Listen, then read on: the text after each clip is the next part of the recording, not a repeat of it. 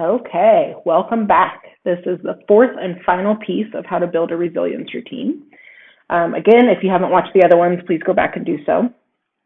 And if you have watched the other ones, but you're just plowing through all of them, I may actually want you to take a little time before you watch this fourth one. I know you want your plan, you want your action items, you want to get on it, but hopefully what you noticed in the other pieces is if you don't fully think about who you are and what you need, your plan can be a little lacking. Okay, so if you feel like you're rushing through and you haven't spent much time thinking about it, go back and think about it. It'll make this fourth piece much more specific, actionable, and unique to you.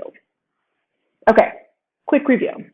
So we started by talking about the goal being connection and how we're going to build this plan by consistently iterating small steps. That's going to be a big part of what we do today. We talked about who you are and what you need, what's congruent, what your vert needs are, and what your sensory needs are. And then we talked about needing to make sure your basics are in order and then making sure we're going to start integrating a bit more play. Okay? Today, we're actually going to put the pieces together. And so, again, I would love for you to have a piece of paper. And I'm going to start out again by saying we're aiming for really small and reasonable. This is not new year, new you. I'm not doing that. We're not going to completely change your life next week. Instead, we're going to start with small steps, integrating things that work for you, testing and changing as necessary. Okay, so here's what we're going to do. Get your piece of paper out, and we're going to work through thinking through your plan on a couple of different levels. And the first thing we want to do is assess what is important on a daily basis. And I'm actually going to fix something I messed up in the last video, and that's I didn't talk about sleep. When we talk about your basic needs, you need to sleep. And for many of my clients, sleep is one of our biggest struggles. Okay? So figuring out, if you're not sleeping well, we got to figure out what's interrupting it and do what we can to improve the quality of your sleep. This may be the kind of thing where you need to integrate a coach or a therapist, right? I do a lot of work with clients to figure out exactly what is contributing to the anxiety, work on those sleep patterns so that your body is getting the rest it needs. Okay, so that goes back under the basics we need. And on a daily basis, you need sleep, right? You need sleep, you need water, there's some stuff that you have to integrate. So if you're not doing great on those, one of the things you can look at in your plan is how do you improve? Again, we're not fixing everything all at once, but how do you maybe get a little bit more water in your day? A little bit less coffee, a little bit more water? And then go back and think about these ideas of sensory, congruence. What do you need to integrate that could be fairly easy to do on a daily basis, right? So going back to something like spending the weekend installing dimmer switches, and when you get home at the end of the day, you put on your sweats and you dim the lights, right? You really kind of wrap yourself in a sensory environment that is good for you. Or you invest in that membership fee at the boxing gym or something like that. What is something you can do on a daily or for something like the gym, maybe a weekly basis? Okay, which brings me into weekly. There's stuff that we need to do weekly. I want you to really think about this play component. So you may not be able to integrate a lot of play on a daily basis. It kind of depends on our schedules and what we can do. I will say that if you are a parent and you really prioritize your children getting a lot of play, so if you spend your day shuttling them from sports to sports to sports, just know that as the adult, you have an equal need for play. So yes, we want to invest in our kids' ability to go play sports and do activities. And if you need to pull theirs down a little bit so that you can actually do yours, that's incredibly important to your mental health, which is beneficial to them. If they get a little bit less play but a happier mommy or daddy, that's a worthwhile trade, okay? Okay, so weekly, what do we need on a weekly basis? This may be where you look at exercise. If you can't get a workout in every day, how do you get several in during the week? Can you adjust your weekend activities to get out and get a hike or something like that? Who do you need to see on a weekly basis? Okay, so if we go back to those vert needs, on a weekly basis, do you need a couple of hours of alone time? Or do you need to make sure you spend time in a social environment? What do you need to integrate that's going to keep you healthy and strong? Okay, you can probably guess what's coming next. Okay, monthly. What do you need to make sure you get done on a monthly basis? This may be you go out fishing once a month, something like that. This is probably going to be the stuff that's a bigger commitment, right? The kind of thing where you need a day or a few hours. If you love to fish and it soothes you, but you don't do it because it takes time, these are the kind of things we have to figure out. If you're married, especially if you have kids, you need to work as a team to make sure each partner in the relationship is going out and doing the things that are really good for them. Okay. It's hard to prioritize. It's really easy to let everything else get in the way. But this is how we end up crabby, disconnected in marriages. We don't enjoy living lives that feel like they're draining the life out of us. Okay. What do you need to do monthly? This could also be things like date nights. Okay. This could be going out with your friends. This could be getting out in the mountains. All kinds of different stuff that is really good, going back to all the needs we identified for you. What do you need to do monthly? And then guess quarterly, right? I'm a little bit predictable here. We're not going to get crazy when it comes to actually building the routine.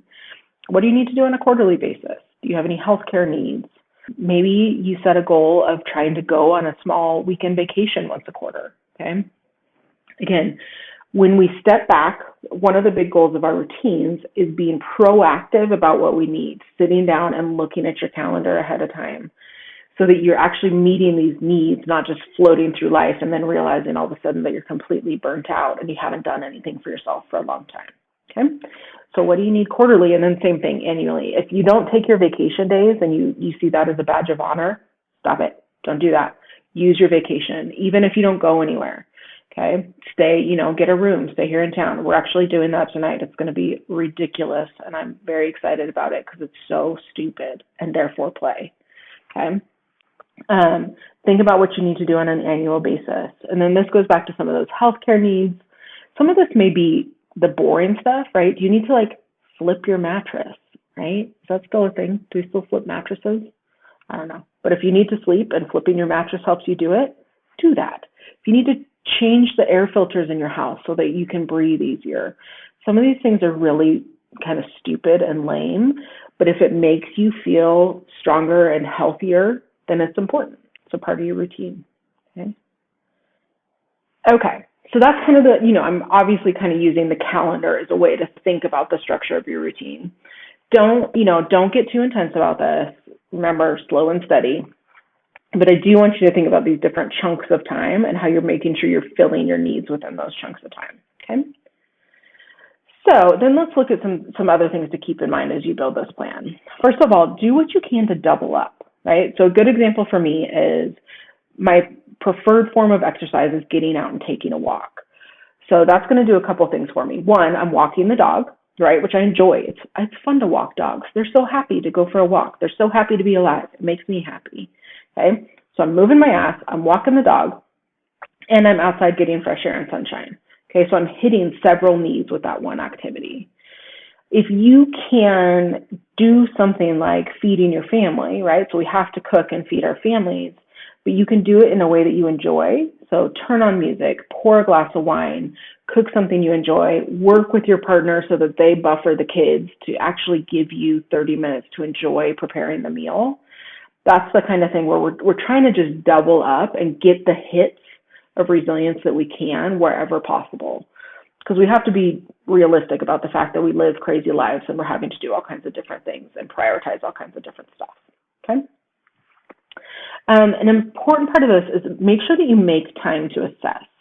Okay, so you're doing this training, you're going to make this routine, and then what I want you to do is build into your calendar times where you sit down and assess what needs to happen. So a couple examples that I do is one, I do this with a lot of clients, and then I personally do it as well, is I like to do a Sunday afternoon, or sometimes I do like a Saturday morning check-in on what the next week looks like. The reason I do it Saturday morning is because then I go to the grocery store, right? And I go buy the stuff for the week. But before I do that, I have to think about what's coming. I realize a lot of you are shift workers, so this may not be a Sunday or a Saturday thing. It's whatever works with the shifts that you're on. But what you do is you sit down and you look at the week ahead and you plan what you need, right? Some of this may be meals. Some of this goes back to your vert needs.